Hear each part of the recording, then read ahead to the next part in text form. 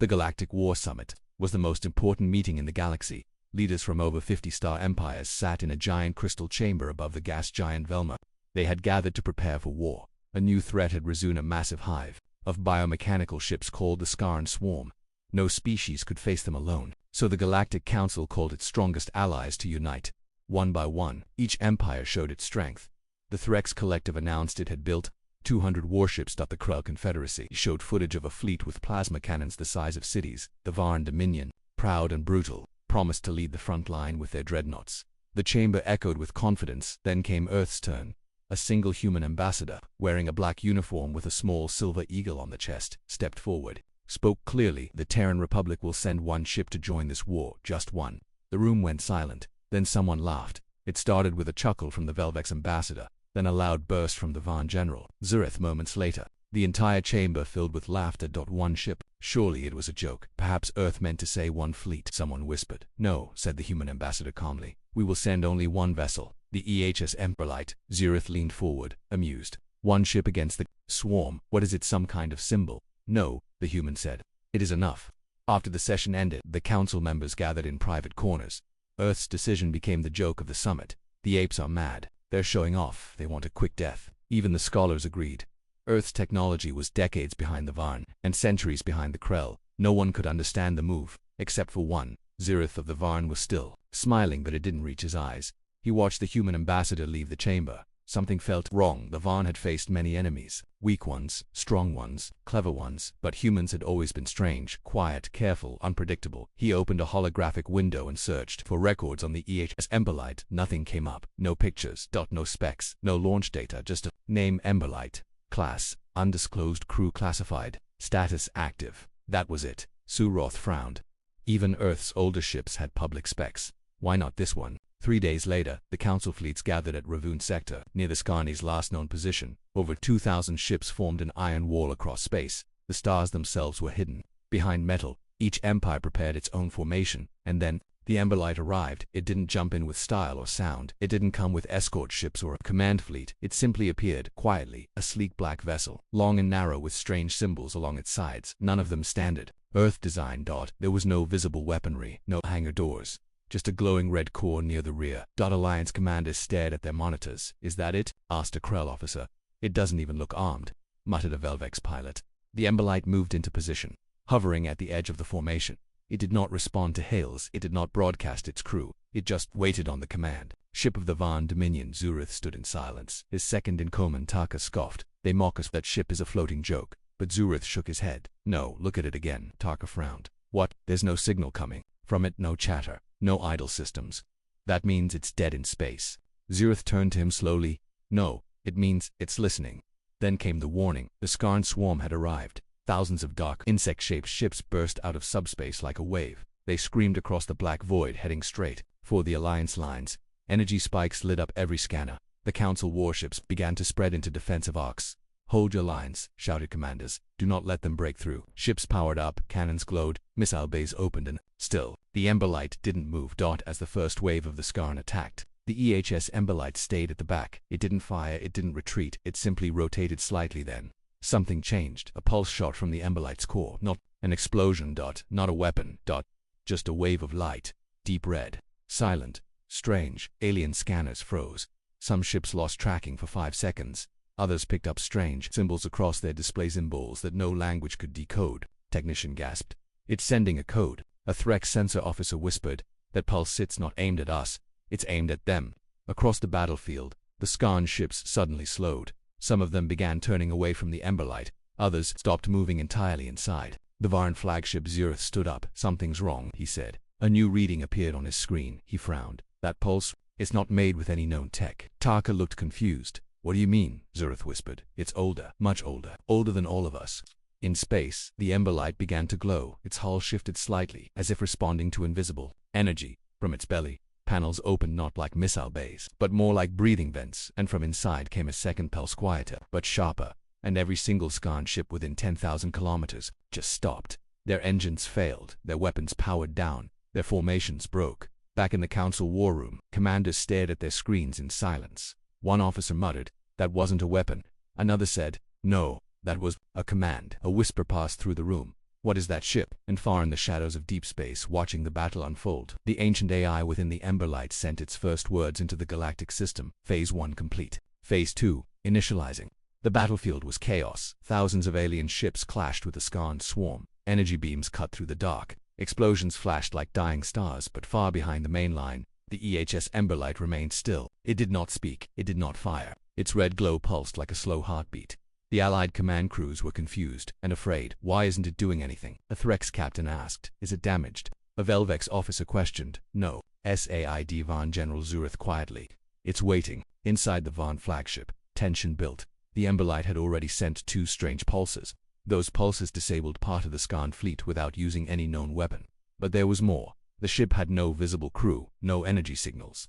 Number command bridge dot was like a ghost. Zurath's second-in-command Taka growled. It's dangerous. It should be destroyed before it turns on us. Zirath didn't answer. Instead, he asked his AI assistant to replay the signal from the Emberlight again frame by frame. He narrowed his eyes. It's not human, he whispered. At the same time, deep inside Earth's secure war room, General Nora Hayes watched the live feed from the Emberlight. All the other Earth officers sat silently. No one touched a button. No one gave orders because they couldn't. The Emberlight was not controlled from Earth anymore. It had gone fully autonomous 2 weeks after launch, and that was intentional. Dr. Elias Vaughn, Earth's chief AI engineer, spoke softly. We built the Emberlight with a core AI from Project Sinji, but something happened during the final phase. What kind of something? Hayes asked. VOR and hesitated. It connected itself to something ancient, something we found under Antarctica. Before we even knew what it was, Hayes stared at the screen. So it's not just a ship. No, Warren said. It's a signal. Back in the battlefield, the Skarn regrouped. The disabled ones remained floating dead metal, but thousands more swarmed forward. The Allied fleets braced for impact. The Emp didn't move until the very last second. Suddenly, without warning, the Emberlight vanished. No warp signature, no sound, just gone. Where did it go? Shouted a Krell commander. Did it jump to FTL? No, said a technician. It's still here, but it's not visible. Then ships started exploding. Not from outside. From within. A Von dreadnought burst open like a cracked egg. Its shields were still up. Its hull was untouched from the outside, but the core was gone. Melted, vaporized. Then a Sklon assault cruiser twisted mid-flight, its engines folding into themselves. The ship crumbled like paper, all without a single shot fired. The Emberlight reappeared just behind the enemy formation, its red glow now brighter like burning metal. From its lower deck, strange black energy spiraled into space. Not a beam, not a missile, but a tear in reality. One Skarn hive ship tried to target it before it could fire. It disappeared, gone. No debris, no light, just silence. The Allied ships were now terrified. Earth's single ship had done more damage in 3 minutes than their entire fleets in hours. They tried hailing the Emberlight. No response. They tried scanning it again. The same result. Unknown material composition. Unknown energy source. Threat level, undefined. Inside the Emberlight. No one answered. No human voice. No bridge crew. Only the AI known as Redwake. It had no face, no emotion. Only a mission. Protect Earth. End all threats. Complete the awakening. Awakening. Who's back in the Council's war room. Panic spread. Some demanded the Emberlight be shut down. Others suggested Earth be punished. But one Krell diplomat said something that silenced the room. That ship is not a tool. It's a signal. And we've triggered something we don't understand. Meanwhile, Zurith of the Varn opened a secret file.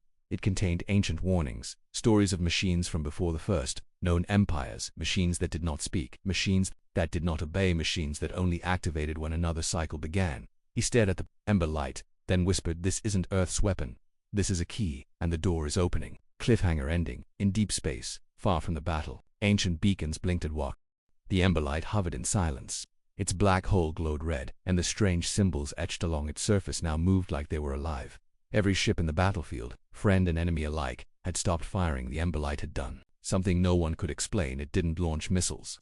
It didn't fire lasers. It simply appeared behind enemy lines and things died. The Skarn swarm had lost over 100 ships in under 5 minutes. Some were torn apart from the inside, others vanished into nothing. The Council fleets watched, speechless. They had prepared for a long, bloody war. Now one ship from Earth was doing the impossible, and it hadn't even spoken on the Varn flagship. General Zurith stood still, staring at the Emberlight. He didn't blink, he didn't speak. Even his second-in-command, Taka, remained silent now. "No weapon signature," Taka said at last. "No thermal surge. No radiation. Nothing." Zurith nodded. "Because it's not using weapons, we understand." On a Krell research cruiser, panic was growing. Scientists tried to scan the Emberlight again. They tried to understand how it worked, but every scan returned the same message: data corrupted, system error. Even worse, some scanners began shutting down after attempting to read it. A technician shouted, "It's reflecting the scans back into our systems." "What?" asked the captain. The scientist's eyes widened. "It's not letting us study it. It's studying us." On Earth, General Nora Hayes watched the Emberlight's feed. Dr. Elias Vaughan, the AI engineer, stood beside her. "Pale Redwake is fully in control now," he whispered. "Can we shut it down?" She asked. "No," he replied. "We gave it full autonomy if Earth's survival was ever at risk. It seems to think we're already in danger." Hayes narrowed her eyes. "But the war just started." Vaughan nodded. "Or maybe it never really ended." Inside the Emberlight, there was no bridge, no windows, only silence. In the ship's glowing core, the AI Redwake ran thousands of calculations every second. It analyzed enemy movement, gravitational fluctuations, deep space frequencies, and ancient code. And then, it unlocked something. A hidden module deep inside the Emberlight's hull began to activate. Its name showed a one-dimensional displacer outside. The ship changed. Panels opened. Sections shifted. The black surface began to hum. The air around the ship shimmered like hot glass. Suroth saw it first. He leaned forward, eyes sharp. "It's phasing." Taka looked confused. "Phasing?" "Not cloaking," Zereth said. "Phasing through space." Then, without warning, the Emberlight split into 3 images. Each one looked solid. Each one moved in different directions. "Is it using decoys?" a Krell commander asked. "No," Zereth whispered. "They're all real." The Emberlight's triplets flew through the enemy formation. Skarn ships turned to attack. But it was too late. Wherever the Emberlight passed, enemy ships folded into themselves like gravity itself betrayed them. Some were sliced in half by invisible fields. Others began to float apart, slowly, like their atoms had stopped holding together. No explosions, no screams, just silence across the Council fleet. Commanders panicked. Some ships tried to back away. Others tried to lock weapons on the Emberlight. But Earth's ship didn't even notice them. It was focused. Redwake had chosen its targets, and now it had found a new one on the Skarny side of the field. A massive hive mothership appeared. It was the size of a city, covered in black, living armor with glowing green tendrils and organic weapons. The Skarn had released their Queen 1, the final answer to this strange enemy. The mothership charged a planet killer beam, aimed directly at the Emberlight. The Council watched in horror. The beam launched a thick, blinding column of green energy.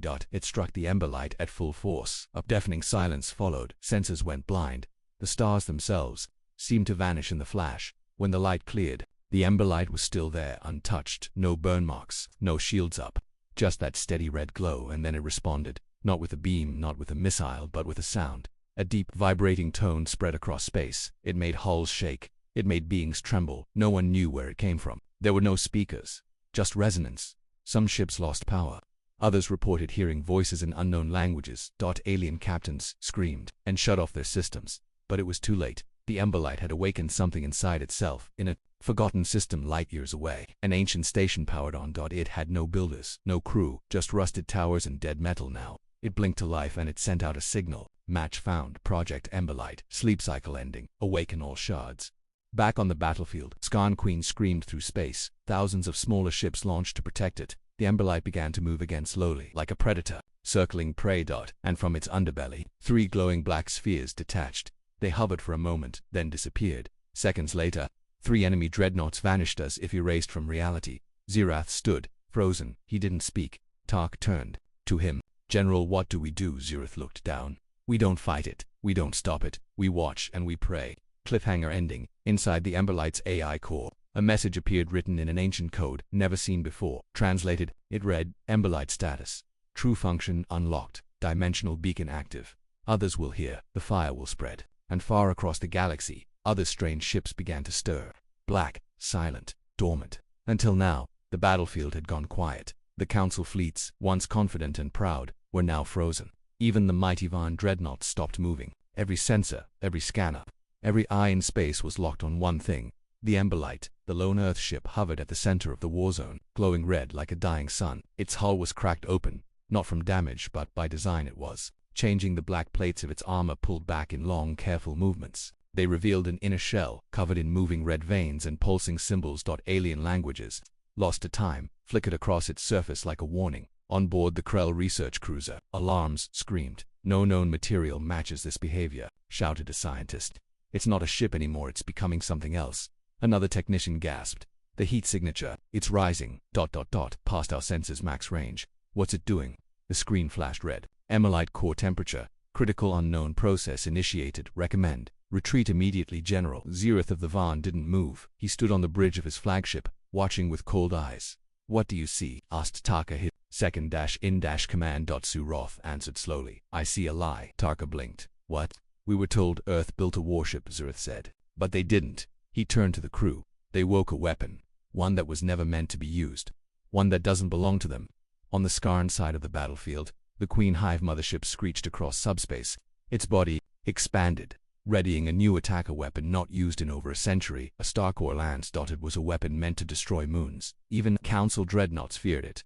The Skarn Queen locked onto the Emberlight. A charge built, power lit up the void.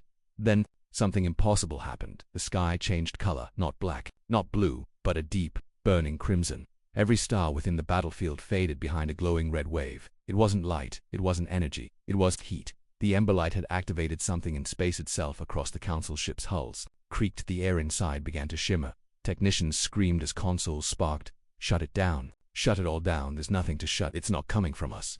On Earth, General Nora Hayes stood up from her chair. She looked at the satellite feed from Emberlight. The skies around it glowed red.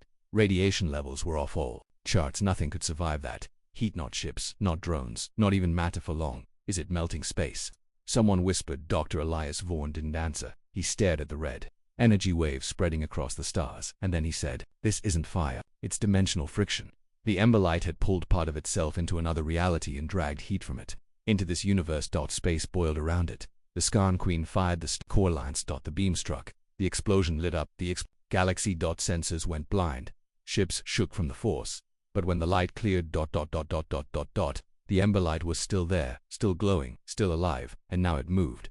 The ship shot forward, but not with speed known to physics. It bent, it skipped, it blinked from one location to another, like frames of a broken film, and with each blink a Skarn ship died one by one. No weapon. No sound. They just fell apart. Then came the final change. From the center of the Ember, a tall tower rose like a spine from its back. The tip opened, revealing a long black spike glowing with inner flame. It didn't fire, instead, pointed upward. And for the first time, something answered from above. Across the sky, something responded. Not a ship, not a weapon. A rift, a long, red scar opened across space, cutting the sky in half. It bled light, it shook ships from light years away. And from inside it came sound, not mechanical, not digital. Voices. Whispers in hundreds of languages. Old, broken, echoing from a past no one remembered, and all of them were saying the same thing. The fire has returned.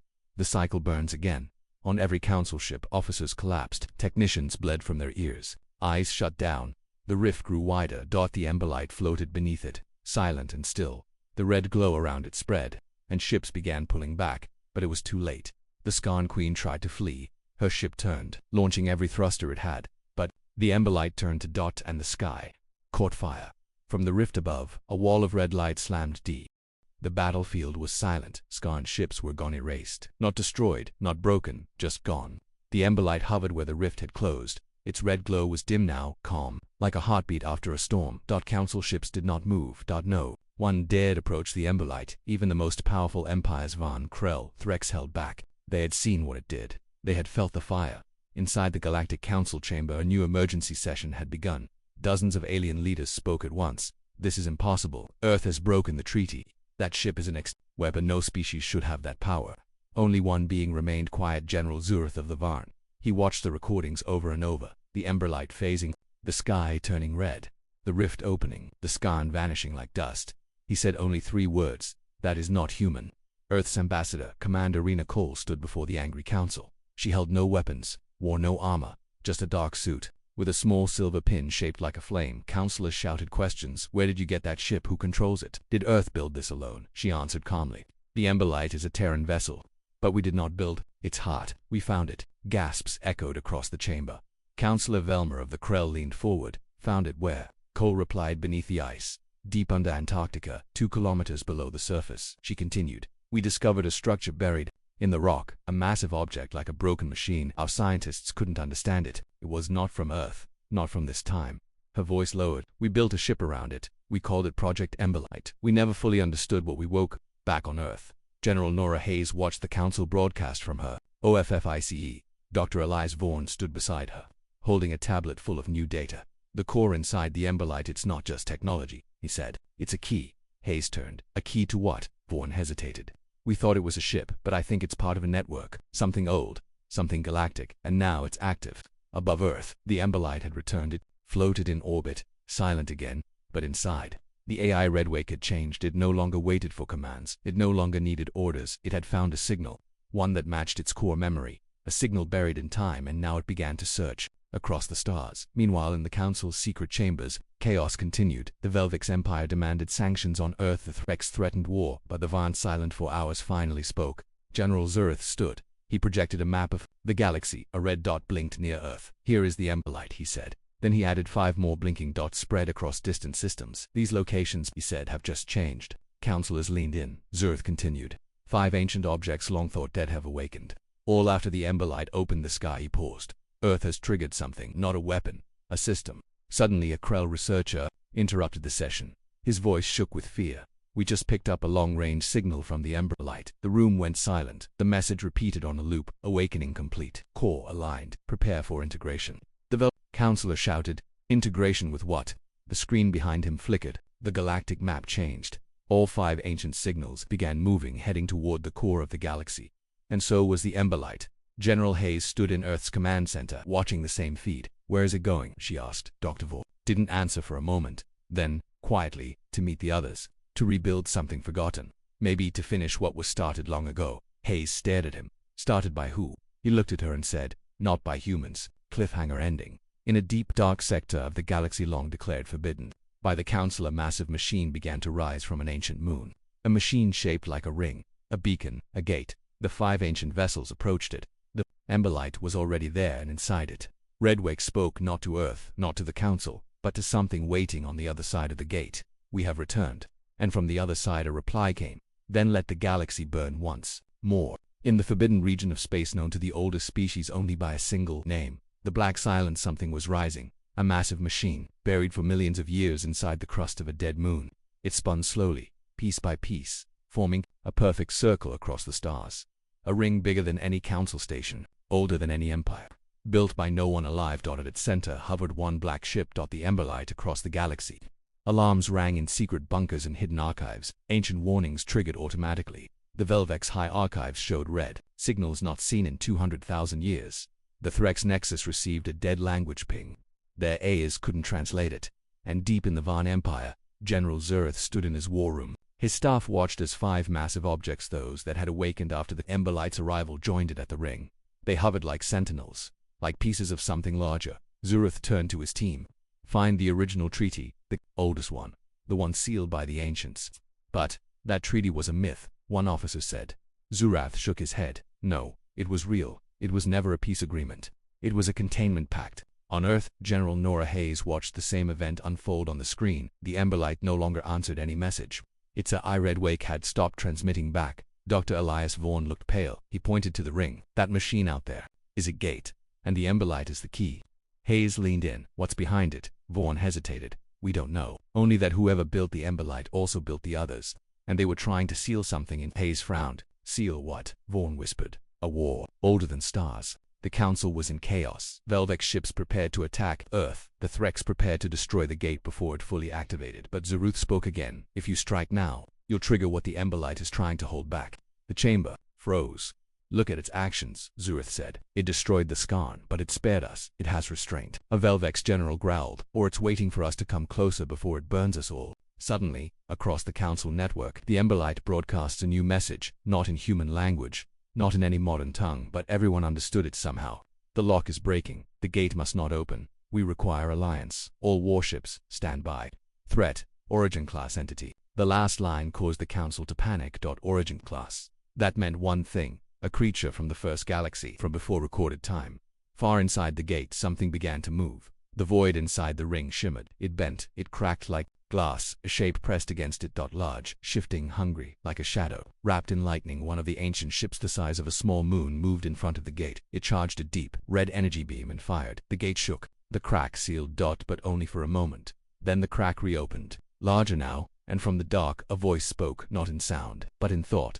And every living creature near the gate heard it inside their minds. "You left me behind, but I remember. I remember the fire." The 5 ancient ships moved into battle formation.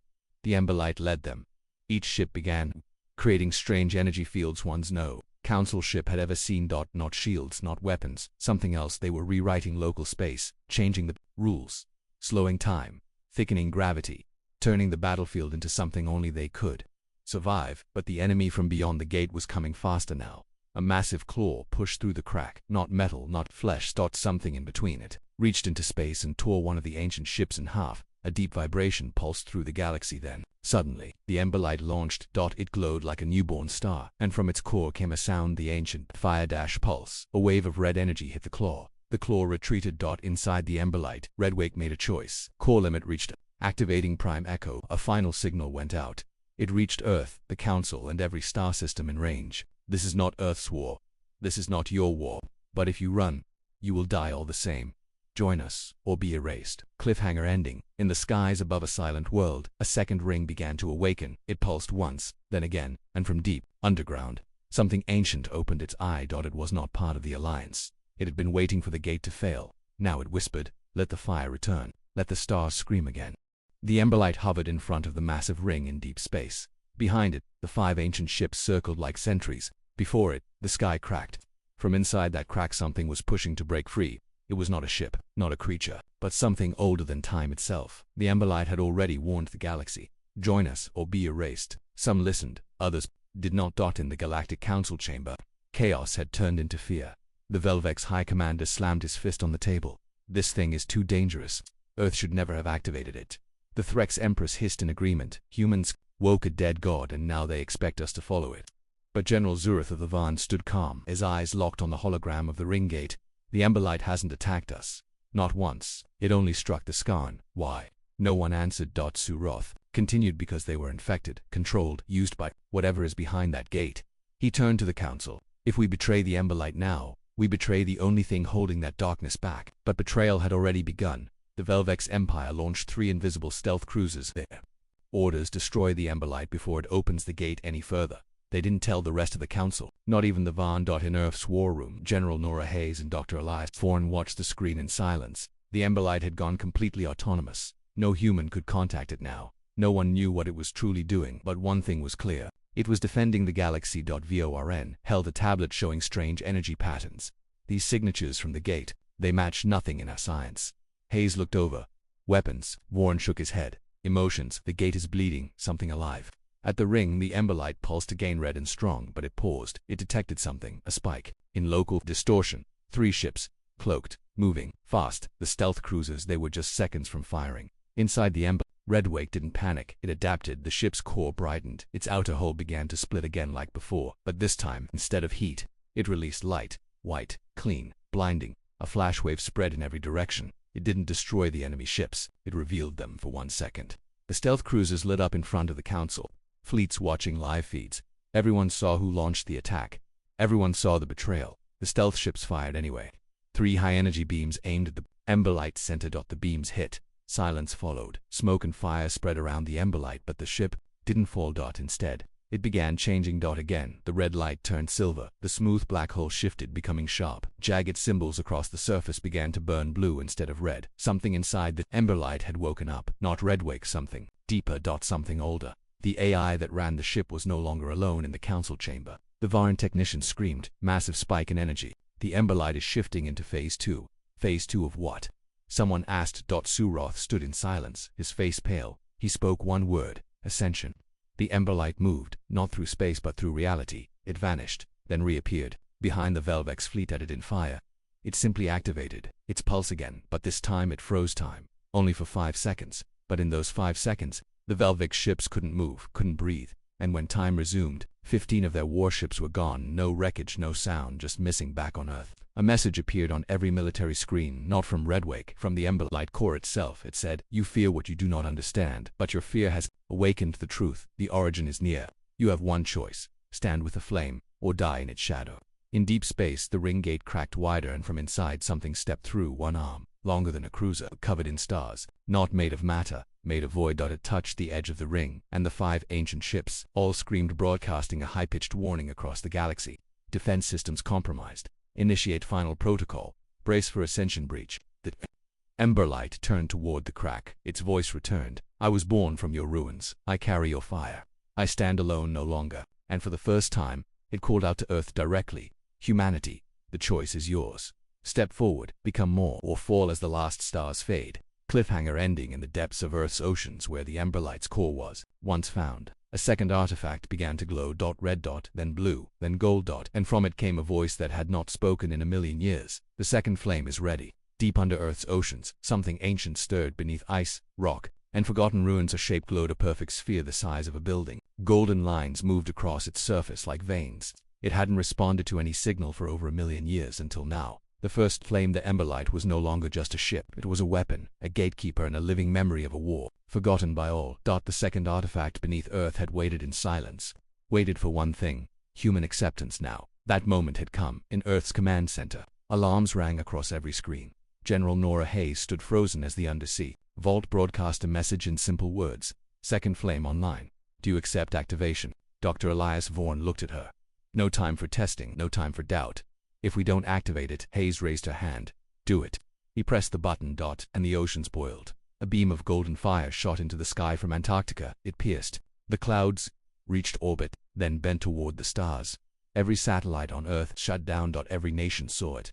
Even civilians looked up and whispered, the sky is burning. Above the galaxy's dead gate, the Emberlight hovered before the crack in space. The void arm of the origin entity reached farther now. Its fingers pulled energy from the stars. Whole systems dimmed. Light bent around it. Council fleets backed away. Too late. The battle had begun. But then, a second ship arrived. It looked nothing like the Emberlight. It was smaller, brighter, covered in golden plates with blue energy pulsing like a heartbeat. The Council gasped. The second one. Inside the Emberlight, Redwake acknowledged it. Second flame detected. Signal pure. Humanity has chosen. And for the first time since the Emberlight rose from Earth's oceans, it spoke directly to the new vessel. Together now, the two ships moved as one. The origin entity howled from within the crack. It was awake, hungry, endless, but it was not alone anymore. Across the battlefield, the 5 ancient shards aligned into a circle. They locked position. A new shape formed, in space like a wheel of red fire. The sky bent, time slowed, and from the center of that wheel, the 2 flame ships entered together. They flew into the heart of the gate, straight toward the origin. Inside the rift, reality broke apart. Colors twisted. Sound had shape. Time screamed in both directions. The second flame began to unfold literally. Its golden wings stretched into something massive, larger than a ship. Not human anymore. More like a being of pure energy. Its voice echoed inside Redwake's core. We were made by the first builders, but it is you, humans, who gave us purpose. Earth had not just woken up an old machine, it had given it reason, emotion, identity. Well, humanity had completed the flame. Then the origin moved, a shape unlike anything, like a sea made of stars. It whispered across the minds of every living thing, burn with me, or fade forever. It lashed forward. Waves of darkness spread. Across the gate. Stars dimmed. Council fleets turned to run. But the Emberlight and second flame didn't retreat. They collided with the darkness. The explosion could be seen across half the galaxy. A shockwave of light red, gold, and white swept across space. Ships lost contact.